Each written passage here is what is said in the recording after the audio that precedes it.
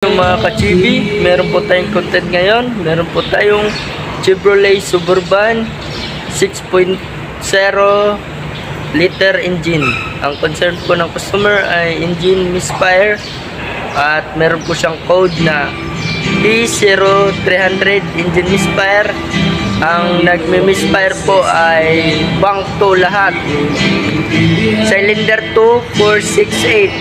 At panoorin nyo po sa huli kung ano po ang naging dahilan at kung ano ang naging sira. Ngayon po ay binabasahan ko po ng data list ang kanyang oxygen sensor at short term at fuel term bank 1 and bank 2. Ngayon po ay nasa closed loop na po siya. Ang gumagana lang po ng oxygen sensor ay bank 1. Nagsiswitch po siya at titingnan nyo ang kanyang bank 2 sensor 1 ay hindi po accurate ang kanyang oxygen sensor up and down switching. Kung makikita nyo po ang kanyang long term fuel trim bank 1 ay lean po, positive 17%, at ang long term fuel trim bank 2 ay lumalaro po sa negative 12%. Rich po siya. Pag positive po, yan po ay lean. Pag negative po, yan po ay rich air and fuel mixture. Doon nyo po makikita sa kanyang long term fuel term. Ngayon po ay binabasahan ko na po siya ng misfire graph data. Kung makikita nyo po, nagmi-misfire po ang kanyang cylinder number 4.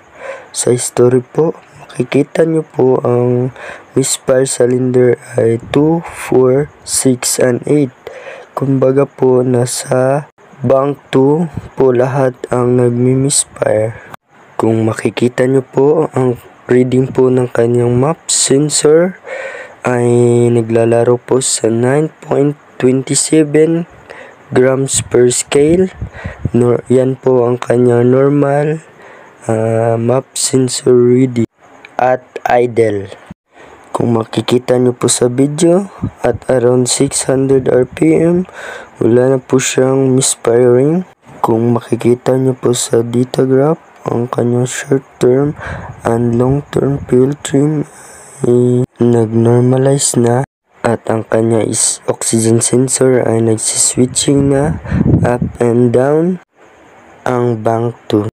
Ang nakita ko po na problema ay barado po ang kanyang exhaust system kasi nasira na po ang kanyang catalytic converter. Kaya bank 2 lang po ang nagmi-misfiring. Ito po ang pinutol namin na catalytic converter bank 2 para ma-isolate po namin ang problema. Ikinabit po namin ang upstream oxygen sensor para makakalculate po siya ng air and fuel mixture sa system. Meron po kayong natutunan sa aking content ngayon, please don't forget to like, share, subscribe, and hit the notification bell. Thank you.